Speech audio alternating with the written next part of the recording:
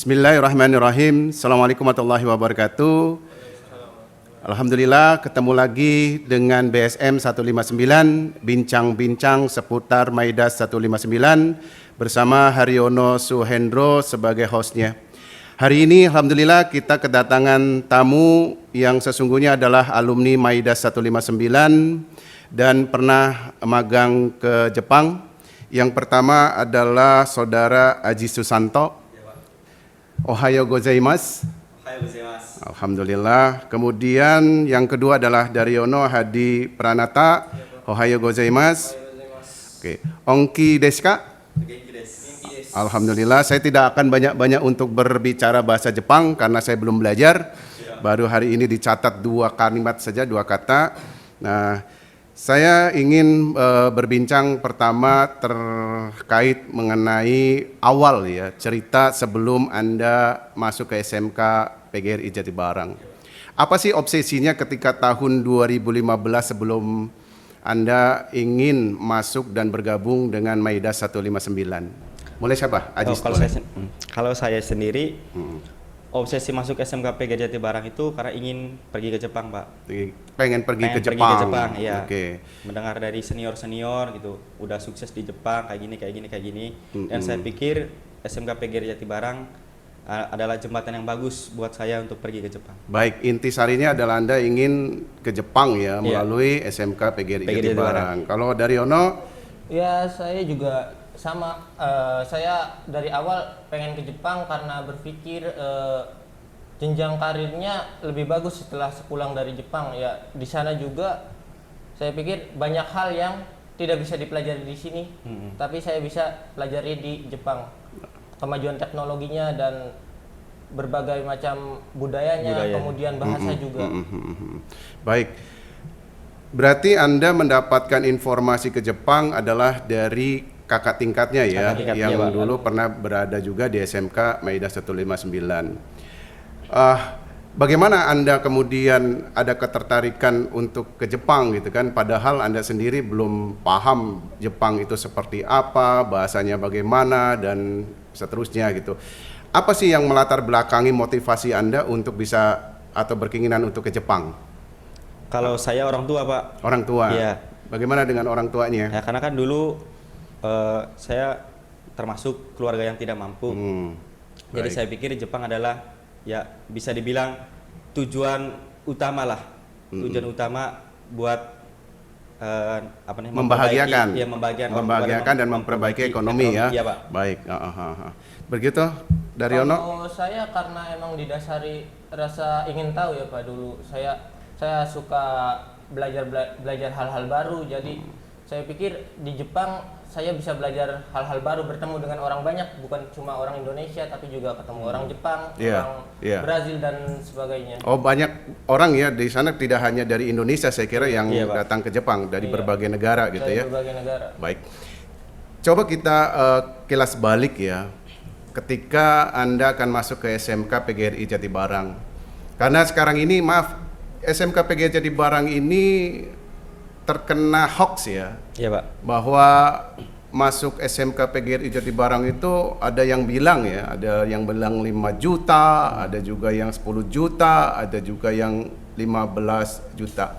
Nah, berdasarkan pengalaman Daryono dulu ya, ini pernah tidak menemui hal demikian gitu, sehingga ada calon siswa yang kemudian urung niat ya, batal niat untuk ke Maidas? Pas zaman saya sekolah dulu nggak ada ya uang sebesar gitu. Saya SPP saja 100.000, kemudian mendapat subsidi dari bapak sehingga saya hanya membayar SPP 50% waktu itu. Jadi SPP-nya waktu itu 100.000 ya, yang kemudian mendapatkan keringanan dari bapak. Bapak yang dimaksud siapa? Bapak Haryono Suhendro. Kepala sekolah waktu itu. Berarti kita hari ini sama-sama alumni ya? Sama-sama. Saya alumni Kepala SMK Maidas 159 PGRI Jatibarang. Anda adalah alumni siswa SMK PGRI Jatibarang. Masya Allah. Jadi ketika di lapangan Anda pernah menjumpai ada anak yang kemudian tidak jadi pengen ke SMK PGRI Jatibarang sekarang ini karena katanya bayarnya 5 juta, Oh, betul iya. tidak? Betul, betul. Betul, ada yang begitu. Ada yang Nah, begitu. SPP-nya katanya 1,5 juta, betul? SPP-nya 1,5 juta. Kemudian Anda jelaskan itu? Ya, saya pikir saya harus meluruskan kekeliruan tersebut ya. Soalnya saya sendiri alumni dari sini dan tidak mungkin SMK PGRI Jatibarang menuntut siswanya membayar SPP sebesar 1,5 juta. Sangat amat tidak mungkin. Iya. Kemudian saya juga mendengar dari guru SMK PGRI Jatibarangnya sendiri bahwa SPP yang sekarang 120.000 ya Pak? 120.000, insya Allah ya. 120.000. Hanya naik 20.000 selama kurun waktu yang begitu sangat panjang dari mulai 2009 dan baru naik 2 tahun yang lalu. Ya, 20.000 baru naik 2 tahun yang lalu, saya kira begitu. Nah, kalau Mas Ajis ada pengalaman apa mengenai anak yang harus begitu banyak mengeluarkan uang ketika masuk SMK PGRI Jatibarang mengenai HOK ini gitu? Ada pengalaman apa? Iya.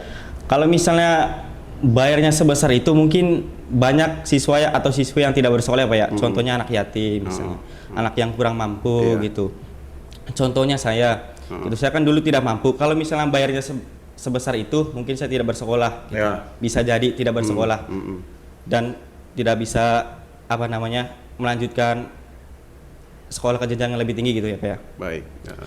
Saya juga pas waktu sekolah itu SPP itu 100.000, tetapi saya mengajukan karena saya siswa yang kurang mampu mengajukan kepada sekolah sehingga mendapatkan keringanan sebesar 75%. Jadi saya hanya membayar 25.000 per bulan. Masya Allah. Jadi ternyata di SMK PGRI Jatibarang bagi yang tidak mampu masih dimungkinkan untuk mengajukan permohonan keringanan ya. Iya, Pak. Betul.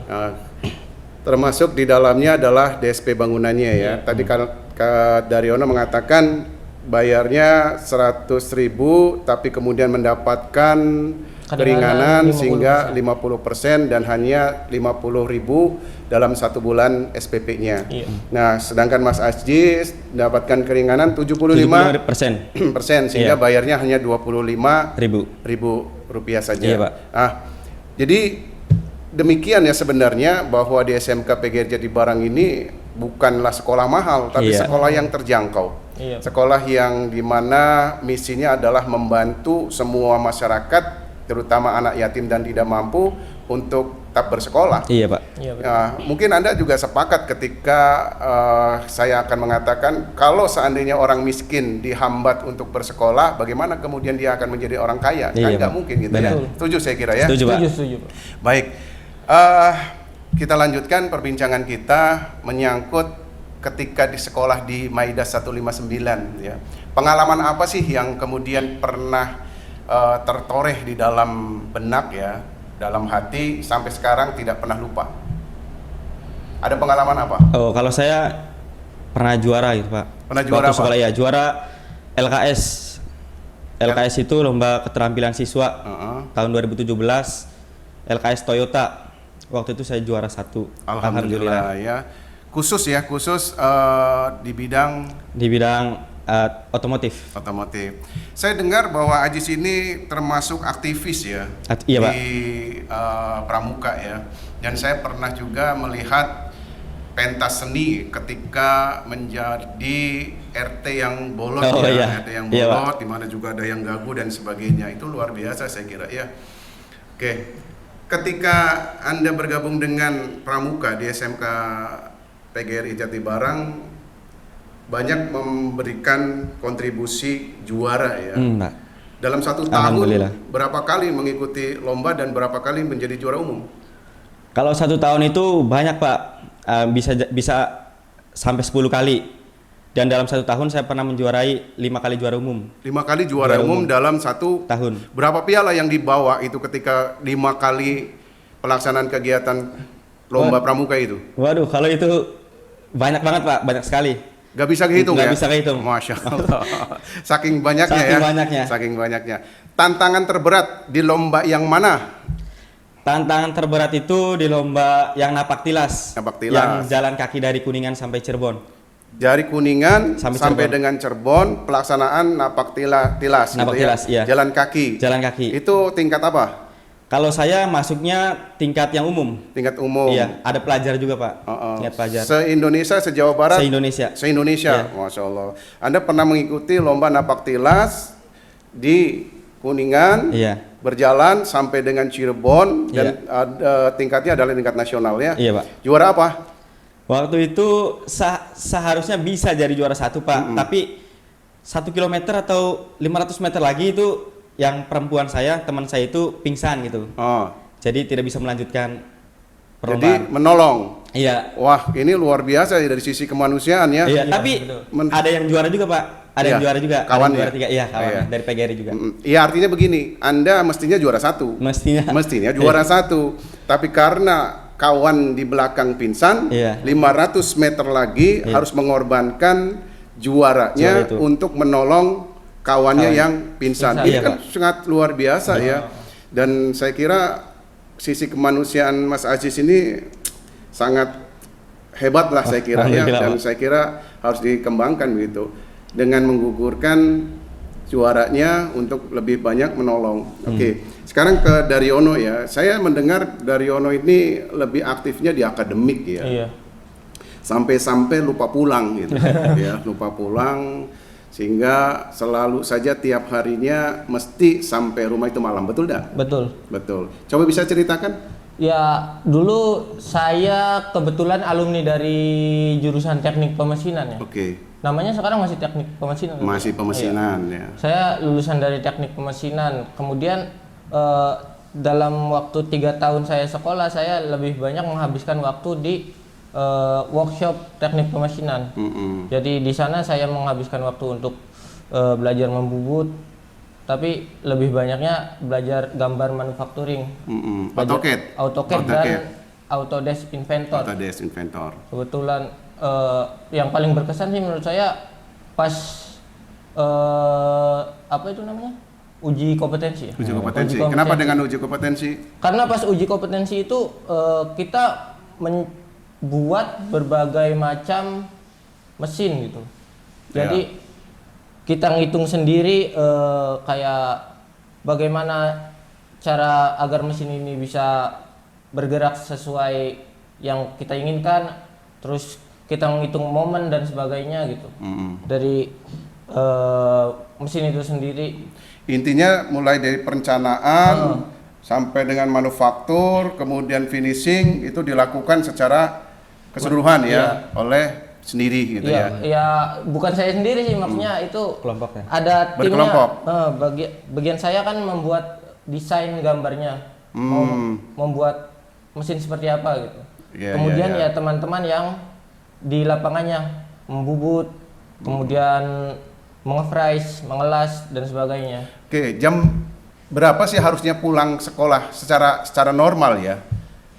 Karena waktu itu saya kurtilas ya, Jam 3 ya? jam 3 itu harusnya sudah pulang. Jam 3 ya, jam 3 atau setengah 4 ya. Setengah Iya, 4. Pak. Heeh. Nah, tapi fakta di lapangan Daryono pulang jam berapa itu?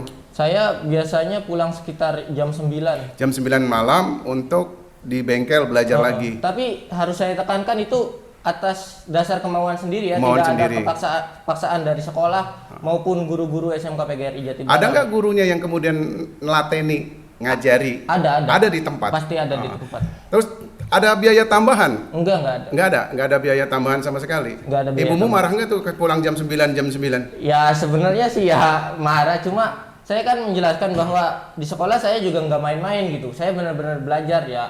Kemudian saya membuktikan dengan Ya. berangkat ke Jepang. Ya alhamdulillah ya, cita-citanya terkabulkan ke Jepang. Iya. Nah, Mas Aziz, tadi disampaikan bahwa Anda ingin ke Jepang itu ingin membahagiakan orang tua ya. Iya, Pak. Dan saya dengar juga ingin membangunkan rumah, saya Iya. kira untuk ibunya. Informasi yang saya dapat ketika Anda mestinya berangkat disaksikan oleh kedua orang tua, justru orang tuamu tidak bisa menyaksikan secara utuh. Betul Iya, tidak? Itu ayah yang nggak bisa menyaksikan Pak. Ayah. Kalau Ayah- ibu masih bisa mengantar. Ayah Sempat kenapa mengantar. waktu itu? Ayah waktu itu sakit sebelum pergi ke Jepang. Sakit. Iya. Anda sempat untuk nungguin beliau? Enggak Pak. Saat Nggak itu sempat. saya sedang pelatihan dasar Pelatihan bahasa dasar. Jepang. Anda mengorbankan untuk tidak bertemu ya, Iya, Pak. karena memang tidak diperkenankan untuk keluar dari pelatihan itu ya. Benar, Pak. Oke, mudah-mudahan Allah muliakan orang tua Anda ya. Amin, Allah. Jadi pada saat pelatihan Bapak Ajis orang tuanya meninggal. Iya, Pak. Ya. Oke, jadi dia antar hanya dengan ibu. Ibu.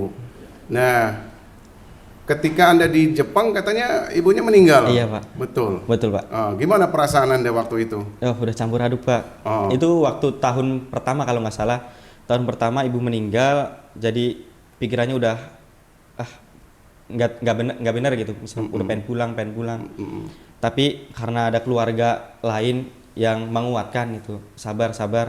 Jadi ya diteruskan, dilanjutkan. Jadi walaupun orang tuamu meninggal dunia, tetap terpaksa Iya, Pak. untuk tidak bisa pulang ke tanah air, Iya, Pak.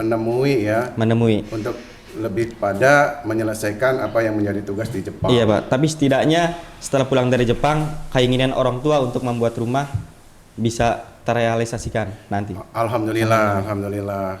Iya, jadi keinginan Anda ya atau cita-cita ataupun janji untuk membangunkan rumah Iya, untuk ibunya, insya Allah dilaksanakan ya. Pak. Ya mudah-mudahan segera terrealisasi ya. Amin. Katanya sebentar lagi Setelah ya. akhir tahun insya Allah. Kayak apa tuh campur aduknya ketika mendengar ibu meninggal? Anda menangis? Menangis jari-jarinya, Pak. Karena kan gimana ya, ibu ya terutamanya, Pak ya. Kan ibu itu tempat buat cerita gimana keadaan di Jepang kan ya, Pak ya. Jadi tanpa ibu itu kayak ngapain sih di Jepang? Kayak gitu. Putus asa. Putus asa gitu. Iya. Kayak nggak ada semangat buat bekerja. Tapi lama-kelamaan gimana ya? Ini juga kan pergi ke Jepang karena kemauan ibu juga gitu, menyuruh saya untuk kayak gini. Jadi ya saya apa boleh buat gitu. Saya harus melanjutkan sampai akhir. Iya, betul. Jadi tugas Anda sekarang sebagai anak itu ya mendoakan ya. Iya, Jangan terputus untuk senantiasa mendoakan kedua orang tua. Insya Allah Allah berikan kemuliaan kepada orang tuanya. Jangan putus-putus dengan ucapan Rabbighfirli wali walidayya warhamhuma kama rabbayani shaghira. Tidak mudah saya kira ketika Anda berada di Jepang, pertama pada saat berangkat orang tua laki-laki atau bapak tidak ada.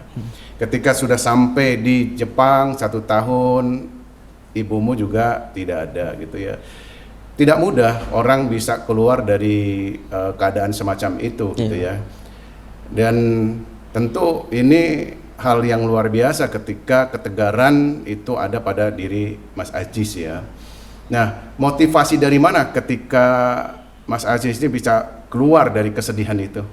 Dari keluarga, Pak. Dari keluarga, dari bibi, dari paman gitu. Sabar, masih ada saya, anggap saya sebagai ibu katanya. Anggap saya sebagai bapak, iya. Masya Allah, ya. Sampai sekarang ya Anda kesabaran walaupun kesedihan tetap selalu ada ya. Tapi jangan berlarut-larut lah dengan kesedihan gitu. Wasta'inu bisobri wassalat. Oke, Mas Daryono ya. Saya ingin begini Mas Daryono. Tentu ketika Anda ke Jepang itu kan tidak serta-merta langsung bisa ke Jepang. Ada proses ya. Nah, ketika mendaftar itu di mana Anda mendaftar? Saya mendaftar di BKK SMK PGRI Jatibarang. Oke, di BKK SMK PGRI Jatibarang. Prosesinya berjalan, testingnya berjalan gitu ya. Ada biaya yang dikenakan oleh SMK PGRI Jatibarang kepada Anda? Enggak ada sama sekali. Enggak ada, 0 rupiah. Ketika Anda dinyatakan lulus nih ya, lulus dari prosesi ke Jepang sehingga Anda sampai dengan di Jepang, ada sekolah mengutus seseorang ke rumah orang tua minta uang? Tidak ada. Jadi pure ya, hanya pemberian kesempatan kepada Anda semuanya sebagai alumni untuk mengikuti programnya, kemudian Anda lakukan dengan susah payah gitu ya, mengikuti ujiannya. Setelah selesai, sekolah tidak pernah meminta bayar ya. Nah, ini tolong dipublikasikan kepada adik kelasnya, kawan-kawan yang lain bahwa SMK PGRI Jatibarang nggak pernah minta uang gitu kan. Apalagi SPP yang 1,5 juta itu bagaimana ceritanya SPP 1,5 juta ya gitu. Dan 15 juta untuk DSP juga itu hoax ya. Karena PGRI Jatibarang itu hanya mengenakan 500.000 per tahun untuk bangunan. Tolong nanti dipublikasikan ya, hanya 500.000 per tahun untuk bangunan. SPP-nya hanya 120.000. Siapa saja yang kemudian berangkat ke manapun itu kan nggak bayar, ya nggak pernah minta. Ada anak yang di Toyota nggak pernah kita minta toh. Kemudian misalnya dia Yamaha nggak pernah kita minta. Dimanapun perusahaannya saya kira tidak ada yang kemudian harus ada orang membayar kepada sekolah, karena itu adalah hasil usaha sendiri. Oke, sekarang mengenai biaya ya. Setahu saya katanya ketika prosesi di Jepang, Mas Daryono itu mendapatkan dana talangan pinjam ya, pinjam. Mendapatkan pinjaman sebesar 20 juta. 20 juta itu untuk apa? 20 juta itu untuk ya Pemberkasan, apa lagi? Kemudian ini apa namanya? Sekolah gitu Pak, belajar bahasa, pakaian seragam dan mungkin buku-buku juga ya. Kemudian asrama juga dari 20 juta tersebut nanti kita sampai Jepang mendapat uang saku kurang lebih 6 sampai 7 juta rupiah. 6 sampai dengan 7 juta rupiah yang sebenarnya adalah yang pinjaman 20 juta itu. Iya, termasuk yang di situ ya. Nah, kemudian saya dengar juga ada pakaian yang dibelanjakan dari uang itu ya, untuk persiapan di Jepang. Artinya maksud saya 20 juta itu adalah dana pinjaman yang sesungguhnya digunakan untuk pribadi. Setuju nggak? Begitu ya. Bukan berarti proses ke Jepang kita bayar cuma-cuma gitu. Enggak, tapi semua dipinjamkan untuk kepentingan Anda sendiri ya. Oke. Jadi untuk apa saya kira kalau adik kelas Anda harus daftar ke tempat lain, kalau di PGRI Jatibarang membuka peluang yang sangat luar biasa besar gitu ya. Setuju nggak Pak? Oke. Oh jadi Pak saya ngemanggilnya ya. Ya maklum ya, usia kita sama saya kira ya. Saya sengaja pakai kaos begini gitu supaya kelihatan muda, karena yang diajak kan untuk bicara sehari ini adalah anak-anak muda gitu. Nanti kalau bapak-bapak yang tua-tua saya akan ngikuti dengan menggunakan batik gitu ya. Kalau pejabat saya pakai jas gitu ya. Kalau misalnya rekan guru saya pakai jas hujan gitu kan. Menyelesaikan lah kayak bunglon. Kayak bunglon. Baik. Kita lanjut ya mengenai di Jepang adalah dana pinjaman 20 juta dan kembalikan lagi dalam konteks 20 juta. Sekolah juga tadi tidak meminta uang apapun kepada Anda, gitu ya. Nah, ada enggak kemudian kalau ke sekolah kita tidak bayar ya. Tapi misalnya sekolah mewajibkan untuk sebut aja menyumbang masjid, ada enggak kewajiban begitu? Enggak ada. Tidak ada ya, tidak ada tekanan, tidak ada perintah dan apapun mengenai sumbangan gitu ya, pembayaran dan sebagainya. Jadi pure 0 rupiah, semua mutlak adalah pendapatan untuk pribadinya masing-masing. Ya. Berapa itu? Saya tidak mengatakan berapa ya, nggak enak lah, nggak etis ya. Maksud saya gini, uang yang Anda dapatkan dari Jepang sekarang ini bentuknya jadi apa? Kalau saya sekarang diinvestasikan ke sawah ya Pak. Sawah, alhamdulillah ya. Berapa itu luas? Kalau itu nggak bisa saya sebut. Oh, nggak bisa sebutkan, ada rahasia ya. Katanya dengar-dengar juga mau beli lagi itu. Nambah? Nggak beli sih. Apa ya? Gade. Ada yang beli, ada yang gade ya. Ya silakan lah, itu baik-baik saja saya kira ya. Kemudian Mas Ajis digunakan untuk apa? Beli tanah Pak. Beli tanah. Ya.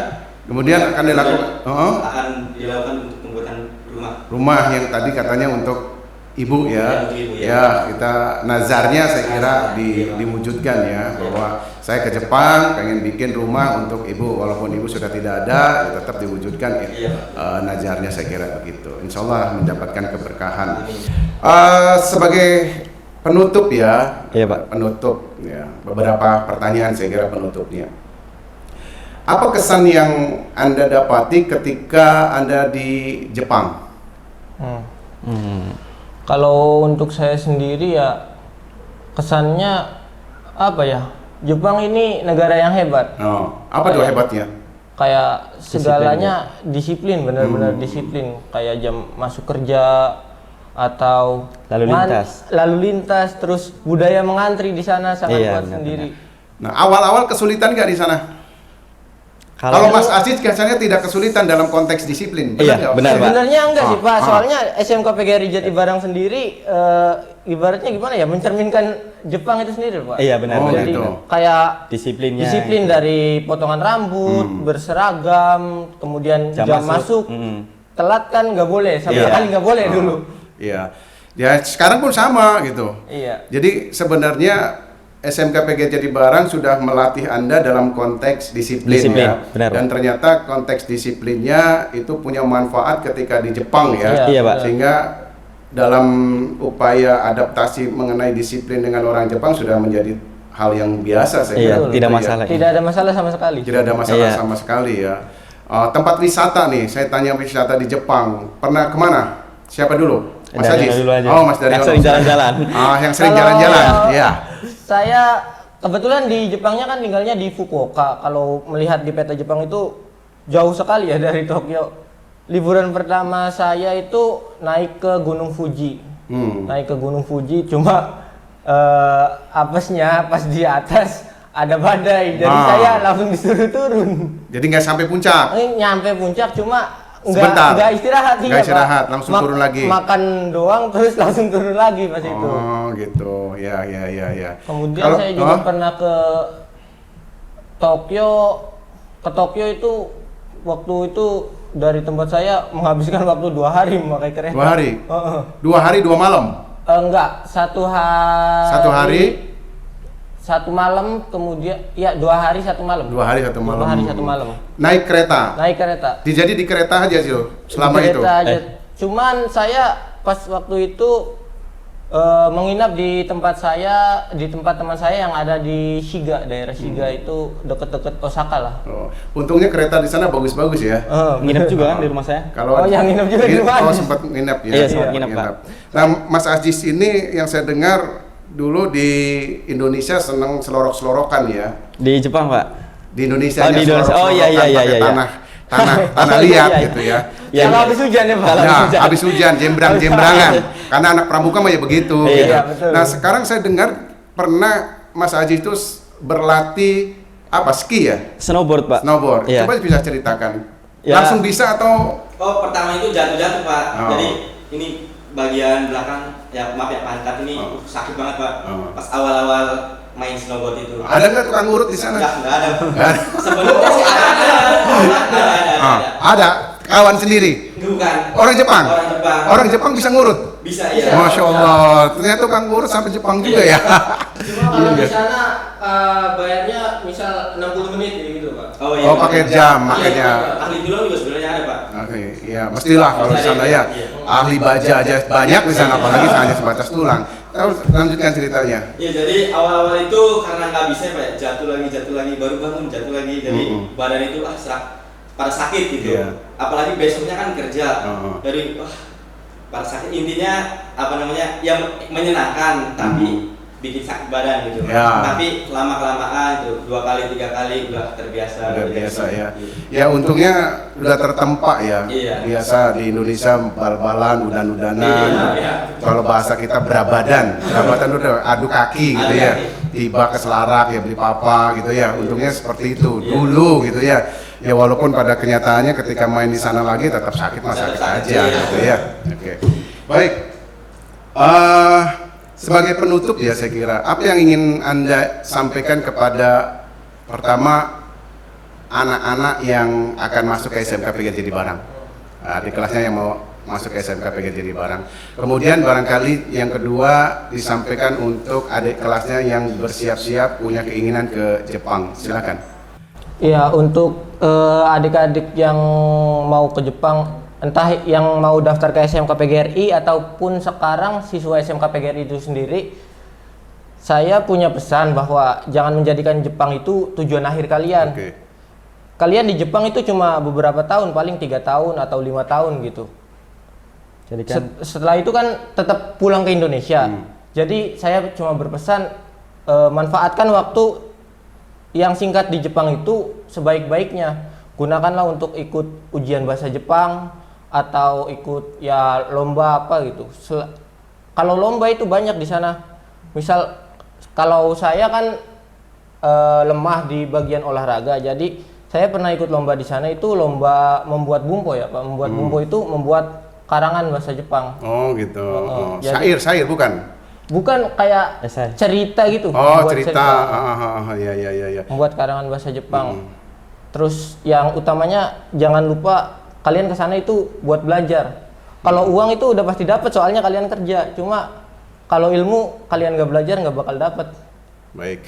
Jadi intinya ke Jepang itu adalah ikro ya. Batu loncatan. Ya, batu loncatan Iya, gitu. batu loncatan. Batu loncatan untuk sukses ke depan agar dipersiapkan di Jepang juga untuk ikro belajar Iya, benar. Belajar lagi ya. Belajar dengan baik, belajar dengan tertib gitu ya. Tentu bismi rabbikal ladzi khalaq gitu ya, dengan nama Tuhanmu yang Maha menciptakan. Iya. Oke, Mas Aji sekarang silakan menyampaikan untuk adik kelasnya yang akan daftar di SMK PG Jatibarang dan yang akan bersiap ke Jepang, saya kira gitu. Untuk adik-adik, intinya sebelum masuk ke SMK PGRI Jatibarang, jangan dulu dengerin omongan orang itu. Sebelum tahu misalnya masuk PGRI berapa, lebih baik tanyakan dulu langsung kepada yang bersangkutan di sekolah itu. Contoh misalnya kayak SPP yang tadi dibilang 1.500.000 atau 5 juta sampai 15 juta itu lebih baik ditanyakan terlebih dahulu kepada pihak sekolah gitu, apakah itu benar atau tidaknya. Tapi yang jelas itu bohong. Yang jelas itu bohong. Iya. Karena sebenarnya SMK PGRI Jatibarang ya, dibilang murah ya Pak ya. Iya. Bisa dibilang murah, apalagi yang punya prestasi gitu. Yang yatim piatu juga bisa masuk SMK PGRI Jatibarang. Untuk adik-adik yang udah bersekolah di SMK PGRI Jatibarang, intinya manfaatkan sekolah, manfaatkan fasilitas sekolah untuk masa depan yang lebih baik gitu. Karena SMK PGRI Jatibarang saya yakin adalah sebuah jembatan yang bagus untuk masa depan siswa dan siswinya. Baik, saya kira terima kasih atas waktunya Mas Daryono Hadi Pranata dan Mas Aji Susanto yang sudah menyampaikan pengalaman ya, kemudian pesan-pesannya kepada adik tingkatnya ataupun anak-anak yang akan masuk ke SMK PGRI Jatibarang. Jadi secara keseluruhan, pertama bahwa masuk SMK PGRI Jatibarang itu tidak seperti yang dibayangkan mereka, dan kalaupun biayanya begitu besar adalah hoax, itu yang pertama. Karena masuk SMK PGRI Jatibarang, DSP atau bangunannya hanya 500.000 per tahun, SPP-nya hanya 120.000, tidak sampai dengan yang dikalimatkan oleh orang yang tidak bertanggung jawab sampai 1,5 juta, itu bohong.